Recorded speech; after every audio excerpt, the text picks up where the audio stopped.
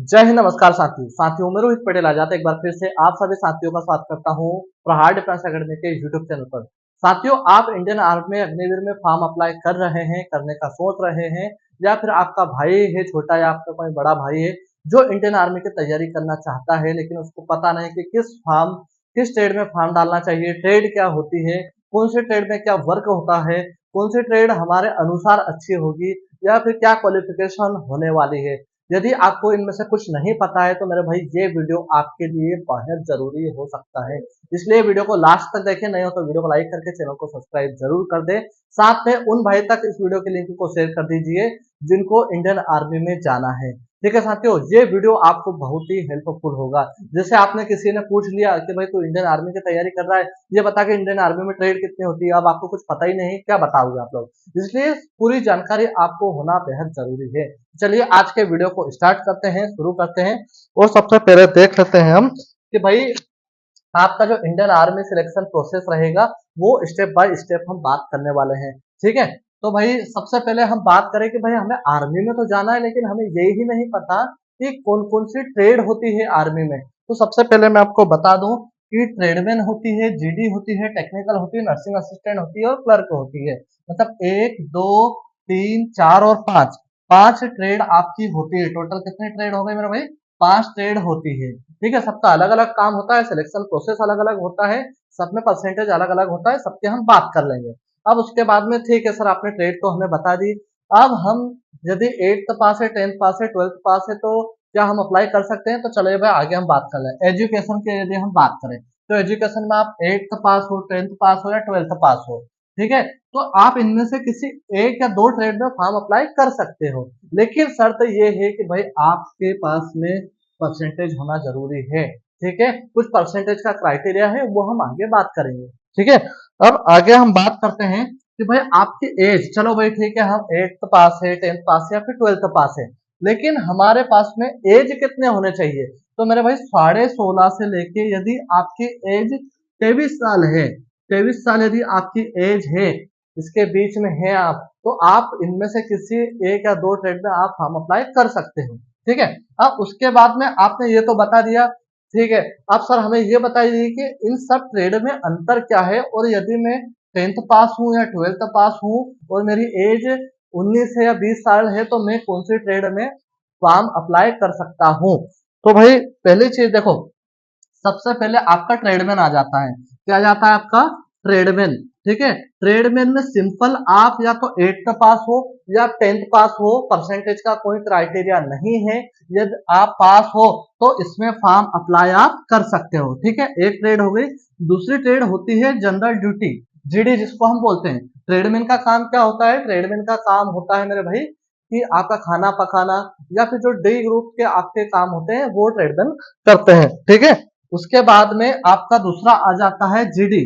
ठीक है, और इसमें एज कितना चाहिए? एज चाहिए इसमें 16.5 से लास्ट रहेगा आपका 21 साल। ठीक है, और 8th से और 10th से आप फॉर्म अप्लाई कर सकते हो। अब दूसरा आ गया जीडी। जीडी क्या होता है? General duty. मतलब जनरल ड्यूटी मतलब आपको सीमा पे सरहद की जो सेवा करते हैं वो ज्यादा अधिकतर कौन होते हैं? वो जनरल ड्यूटी वाले होते हैं, लेकिन सारे को काम एक ही होता है, अलग अलग कोई काम नहीं होते, कुछ अंतर होता है, वो हम आगे बात करेंगे। जीडी में आप 10th पास होने चाहिए सिंपल। 35% आपके होने, सॉरी 45% आपके होना चाहिए 10th में, और 33 नंबर आपको हर सब्जेक्ट में होना चाहिए। 33 नंबर से एक नंबर भी आपको कम है तो आप मेरे भाई जीडी में फॉर्म अप्लाई नहीं कर सकते हैं। ठीक है, तीसरा ट्रेड आ जाता है हमारा टेक्निकल। नाम से ही टेक्निकल है, मतलब टेक्निकल फील्ड, जैसे कि मशीनरी का वर्क करना, ट्रक को सुधारना, गाड़ी को सुधारना, ये काम किसके लिए है? ये टेक्निकल वालों के लिए है। ठीक है, इसमें क्या चाहिए? 10+2 मतलब 12th पास आप होने चाहिए, सब्जेक्ट आपके पास में मैथ्स का होना चाहिए। उसके बाद में आपका 50% ओवरऑल आपका होना चाहिए, मैथ्स सब्जेक्ट होना चाहिए, और इस सब्जेक्ट में 40-40 नंबर यदि आपका है तो आप टेक्निकल में फॉर्म अप्लाई कर सकते हैं। ठीक है, उसके बाद में आ जाता है आपका नर्सिंग असिस्टेंट। नर्सिंग असिस्टेंट का मतलब होता है कि डॉक्टरी वाला काम। ठीक है, इसमें 12th में आपका बायोलॉजी सब्जेक्ट होना चाहिए। ठीक है, बायोलॉजी होगा, और 50% आपका ओवरऑल होगा, और आपका इच सब्जेक्ट मतलब एक सब्जेक्ट में आपका हर सब्जेक्ट में 40-40 अंक होगा। तो मेरे भाई आप नर्सिंग असिस्टेंट में फॉर्म अप्लाई कर सकते है। ठीक है, लास्ट आ जाता है हमारा पांचवी ट्रेड।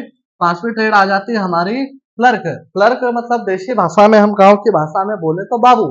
ठीक है, अब बाबू की क्या ट्वेल्थ पास होना चाहिए और 60% आपका होना चाहिए, 60% ओवरऑल होना चाहिए। इस सब्जेक्ट आपका 50-50 नंबर होना चाहिए, चाहे आपके पास में कोई भी सब्जेक्ट हो, आपका 60% होना चाहिए और 50-50 नंबर होना चाहिए। ठीक है, अब उसके बाद में साथियों इसमें कौन कौन फॉर्म अप्लाई कर सकता है? जिनका मैथ्स सब्जेक्ट मतलब साइंस सब्जेक्ट होना चाहिए या कोई भी सब्जेक्ट हो, उससे कोई फर्क नहीं पड़ता, वो फॉर्म अप्लाई कर सकते हो। अब सर आपने ये तो बता दिया, अब ठीक है, मैं तो 12th पास भी हूँ और मैं 10th पास भी हूँ, दोनों में मेरा अच्छा परसेंटेज है, तो मैं क्या दो ट्रेड में फॉर्म अप्लाई कर सकता हूँ? बिल्कुल कर सकते हैं मेरे भाई।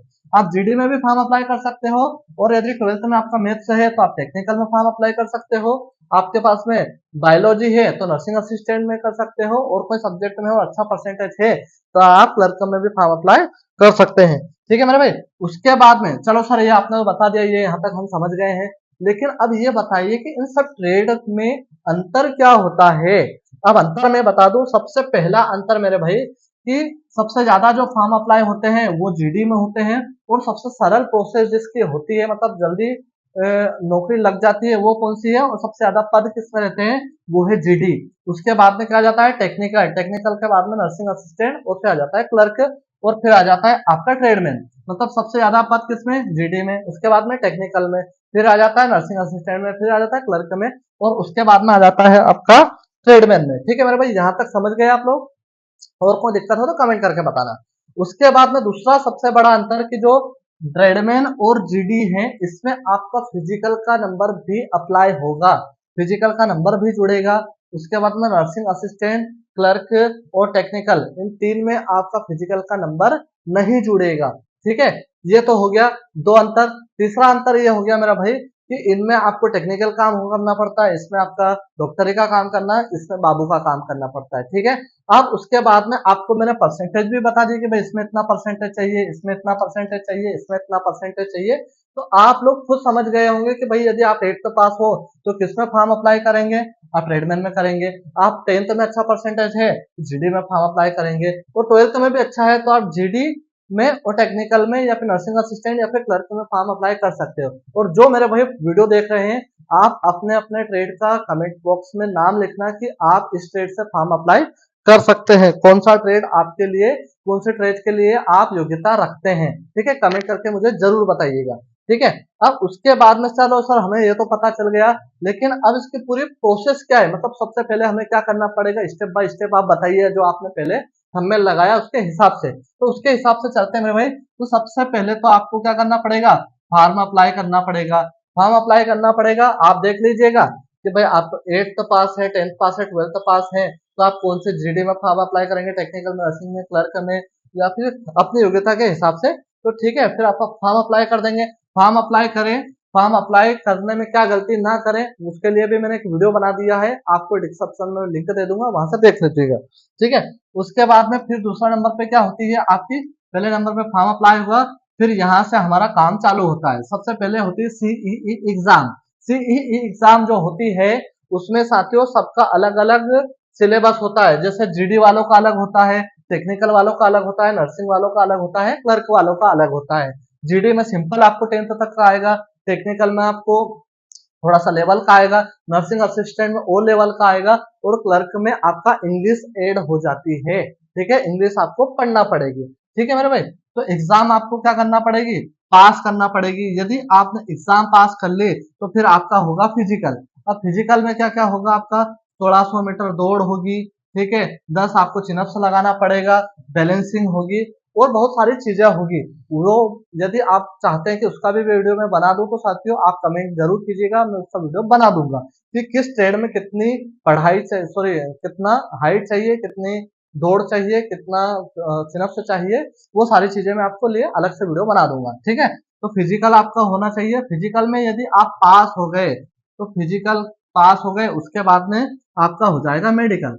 मेडिकल में आपका हाथ, पैर, आंखें, कान, नाक, गला, हर चीज आपकी चेक होगी, उसी को हम क्या बोलते हैं, मेडिकल बोलते हैं। ठीक है, आपका मेडिकल होगा। अब मेडिकल में भी यदि आपको कोई प्रॉब्लम नहीं है, यहाँ से भी आप पास कर गए मेरे भाई, तो लास्ट में क्या बचेगी आपकी मेरिट लिस्ट। मेरिट लिस्ट में यदि आप नंबर आ गया आपका, अच्छा से आपने पढ़ाई की, अच्छे से आपने फिजिकल दिया, अच्छा अंक प्राप्त किया, तो आपका नाम मेरिट में आ जाएगा। और मेरिट में नाम आ गया तो आप हो जाएंगे पास, और आप बन जाएंगे क्या, आप बन जाएंगे फौजी। ठीक है, आपका जो सपना है वो पूरा हो जाएगा मेरे भाई। ठीक है, तो ये मैंने पूरा वीडियो अ, अच्छे से बना दिया है आपके लिए, बहुत अच्छे से आपको समझाया, आपको समझ में भी आया होगा। आया हो तो कमेंट जरूर कीजिएगा। साथ में साथियों, प्रहार डिफेंस एकेडमी पर आपका शाम को ऑनलाइन क्लासेस चलती हैं, ऑफलाइन क्लासेस भी चलती हैं। आप यदि चाहते हैं कि हमसे पढ़ना और अपने सपने को साकार करना, तो आपको स्क्रीन पर दिए गए कॉन्टेक्ट नंबर पर या डिस्क्रिप्शन में मैं लिंक दे दूंगा, वहां पर आप हमारे व्हाट्सएप ग्रुप से, टेलीग्राम चैनल से, या फिर हमसे तुरंत कॉल पर बात करके भी आप जानकारी ले सकते हैं। ठीक है साथियों, उसके बाद में फिजिकल की भी बैच चल रही है, बिल्कुल गारंटी से बैच चल रही है मेरे भाई। आपको यदि चाहते हैं कि इस बार 2025 में वर्दी मिले, तो तुरंत ज्वाइन कीजिए, बिल्कुल न्यूनतम फीस रहेगी। ठीक है, तो ये छोटी सी जानकारी थी। आई होप कि आपको समझ में आया होगा। यदि समझ में आया हो या नहीं भी आया हो, तो आप कमेंट करके जरूर बताइएगा। तो चलते हैं, मिलते हैं किसी नए वीडियो में, तब तक ले